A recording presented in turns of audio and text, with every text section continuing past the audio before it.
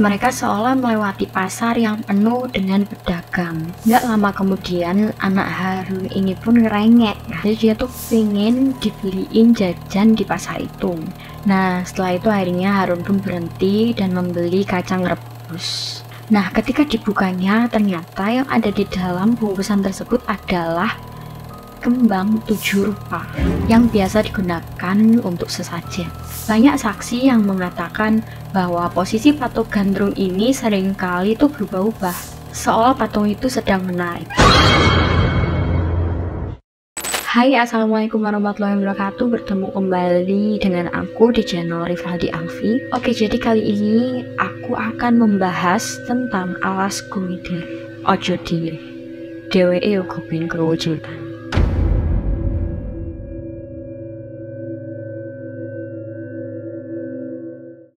Sejak zaman dahulu, Gunung Gumitir ini menjadi jalur penghubung antara Kabupaten Jember dan Kabupaten Banyuwangi.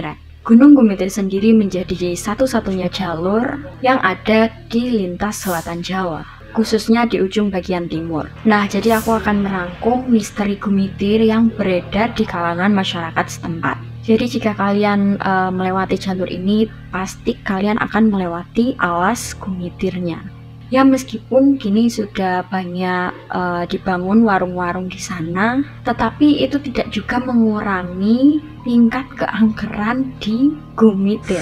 Oke, jadi menurut aku pribadi, angker itu adalah kata pertama yang terbesit ketika melewati jalur ini. Dan medan untuk melewati jalur ini bisa dibilang cukup mengerikan. Oke, jadi bayangin aja, di sana tuh terdapat ratusan lintasan lika-liku dengan bidang naik turun yang dikelilingi oleh rimbunan pohon tua yang akan menciptakan nuansa makin merinding. Bukan tanpa alasan alas ini terkenal dengan keangkerannya. Beragam kejadian mistis juga kerap terjadi di area jalur ini. Mulai dari kejadian kecelakaan yang mengerikan, tanah longsor yang terus-menerus, hingga teror mistis yang dialami oleh pengendara saat melewati jalur ini. Oke, jadi apa aja sih kejadian yang sering dialami oleh pengendara yang melintas di kawasan jalur ini? Langsung aja kita ke misteri Gunung Gumitir yang pertama. Konon katanya alas ini adalah lokasi para lelembut Gunung Gumitir. Nggak jarang para pengendara yang melintas area ini seolah dinampaki kegiatan dari pasar setan. Nah, jadi ini ada cerita, ada seorang pengendara, sebut saja namanya Harun. Nah, Harun ini bersama keluarganya yang saat itu sedang dalam perjalanan mudik dan melewati alas Gumitir ini pada pukul 2 dini hari. Nah, ketika melewati area ini, mereka seolah melewati pasar yang penuh dengan pedagang. Nggak lama kemudian, anak Harun ini pun ngerengek. Jadi dia tuh pengen dibeliin jajan di pasar itu. Nah, setelah itu akhirnya Harun pun berhenti dan membeli kacang rebus. Nah, ketika dibukanya, ternyata yang ada di dalam bungkusan tersebut adalah kembang 7 rupa yang biasa digunakan untuk sesajen.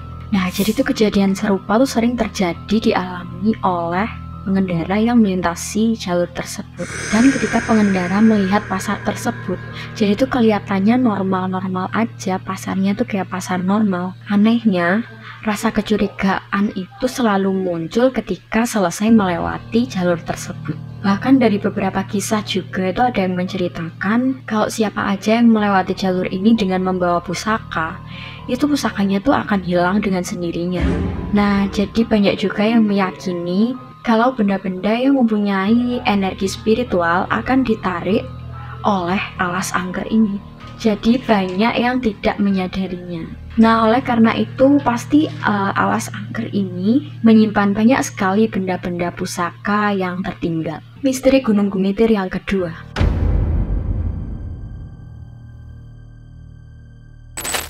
Rentetan kejadian mistis di alas Gumitir ini sering juga dikaitkan dengan adanya kerja paksa. Arwah-arwah pekerja paksa yang meninggal karena membangun jalur alas Gumitir. Banyak dari pekerja paksa yang meninggal karena kelaparan, karena bekerja terus-menerus dan tanpa mendapatkan upah.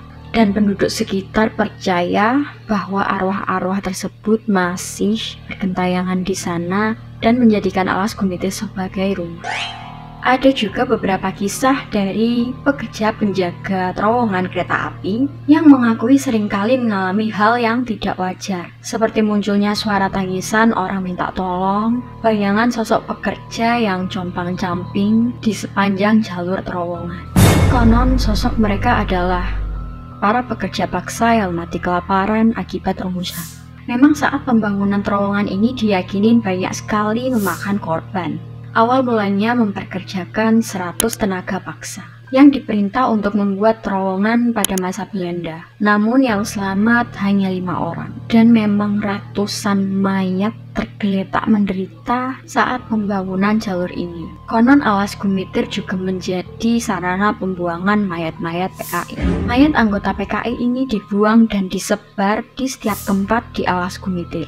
Kira-kira lokasi pembuangannya berada di Watu Gundang, yang mana merupakan titik tertinggi jalan raya lintas Gumitir. Yang ketiga adalah Patung Gandrung di alas Gumitir.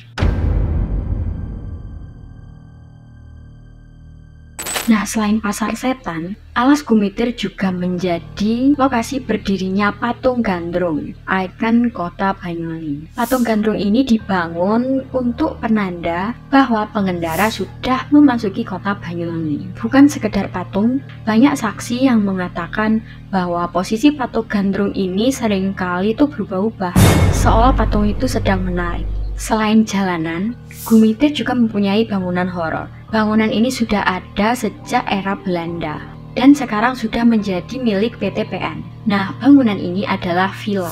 Karena di kawasan Gumitir, artinya bangunan ini mempunyai panorama yang sangat indah. Dulunya bangunan villa ini masih digunakan untuk tamu PT PN, tetapi lama-kelamaan bangunan villa itu akhirnya terbengkalai begitu saja. Bukan tanpa sebab, karena banyak sekali yang mengalami kejadian horor saat menginap di villa tersebut. Nah, yang paling sering terlihat adalah penampakan dari noni Belanda yang kerap kali menampakkan diri di kawasan villa tersebut. Dan banyak orang yang percaya bahwa villa itu adalah istananya makhluk astral. Nah, yang lebih horornya lagi, di kawasan tikungan tepat di depan villa tersebut sering terjadi kecelakaan yang memakan korban. Yang keempat adalah hantu nebeng gonceng kepada para pemotor yang melewati area tersebut.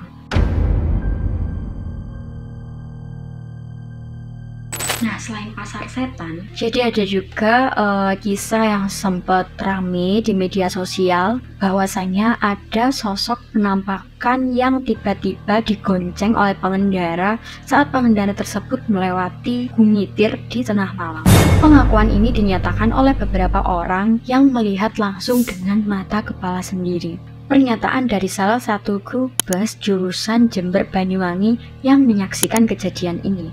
Saat itu sekitar malam hari, bus ini melintasi area jalan Gumitir. Sekitar 15 menit pertama melewati jalur Gumitir masih nggak ada yang aneh. Semuanya masih terlihat wajar. Tapi tiba-tiba ada seorang pemotor yang mendahului bus dan berkendara tepat di depan bus. Nah, kemungkinan pemotor tersebut mencari tambahan pencahayaan. Karena memang kondisi jalur Gumitir di malam hari itu sangat minim penerangan. Nah, nggak lama kemudian, kondektur bisnya itu minta si sopir untuk menyalakan lampu dim. Hal ini bukan meminta si pengendara motor itu untuk minggir, tetapi sebagai isyarat karena si kondektur ini melihat hal janggal.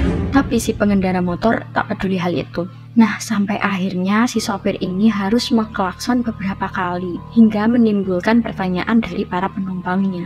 Nah, awalnya tuh hanya kondekturnya aja. Terus kemudian si sopir juga menyadari bahwa ada hal janggal pada pemotor tersebut. Tapi rupanya ada seorang ibu yang duduk di deretan bangku kedua dari depan yang ikut juga mencari tahu. Nah, setelah melihat, si ibu ini histeris dengan apa yang ia lihat. Nah, singkat cerita, hampir semua penumpang bisnya itu tersadar bahwa yang dibonceng oleh pemotor itu adalah sesosok pocong. Jadi si pocongnya ini duduk menyamping dan terlihat anteng. Dan singkat cerita, satu bis semua itu ketakutan. Nah, sampai melewati gapura perbatasan Jember Banyuwangi, Akhirnya si pocong itu pun langsung menghilang. Coba bayangin Rek, kalau kalian lewat area ini sendirian, terus ada penumpang yang gak diundang tiba-tiba nebeng di jok belakangmu, gimana? Mungkin ada juga dari kalian yang pernah mengalami hal mistis di area itu. Kalian bisa ceritakan di kolom komentar. Oke, buat kalian jangan lupa untuk like, komen, dan subscribe channel ini. Sampai jumpa di video selanjutnya. Aku Afi.